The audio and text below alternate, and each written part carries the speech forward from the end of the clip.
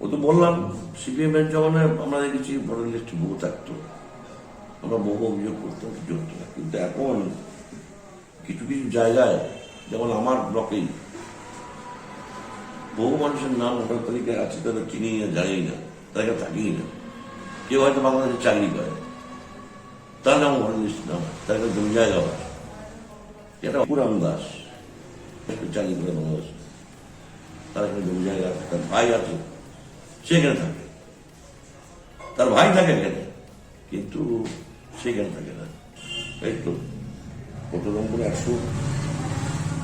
100 নম্বর 127।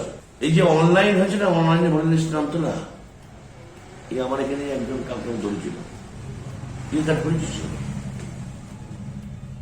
কি ভাবলো বলে নাম, ওই তেলদি পড়ার বাড়ি, ও তো যাবে নিয়ে যাবে আসলে দেখে আসলে অনলাইন দোকান আছে, 10,000 15,000 20,000 টাকা করে নিয়েছে, নিয়ে কার হাতে বলতে হবে না, এদের তো হাত থাকে নাকি, এরা টাকা ইনকাম করলো।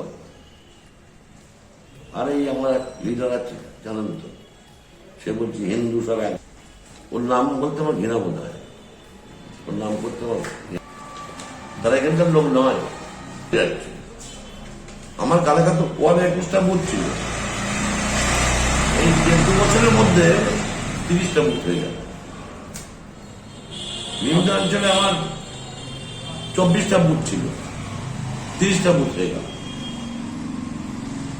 আমার কালাকাতলা ছুঁয়ে 14টা বুথ ছিল, 19টা হয়ে গেল। কিভাবে পাচ্ছে, কেমন করে পাচ্ছে? কোথাও বিজেপি যে পদ্ধতি করো তাতে কাজ হবে না, পদ্ধতি করতে পারে, পদ্ধতি অবলম্বন করতে হবে। আমরা সজাগ আছি, আমরা এই নাম তুলতে দেবো না। খবর তো পেলাম 2-4 দিন আগে, আগে তো খবর পাইনি। আর এই ভোটার লিস্ট দেখে তো আমাদের মাথা খারাপ হয়ে যাচ্ছে। মৃত লোকের নাম চলে আসছে, মোড়া লোকের নাম চলে আসছে, ওগুলো নয় অনলাইন করছে। এখন এই অঙ্গনারী কর্মী, এই অমুক এইসব দিয়ে ওর নাম তুলছে, এটাও বন্ধ করছে।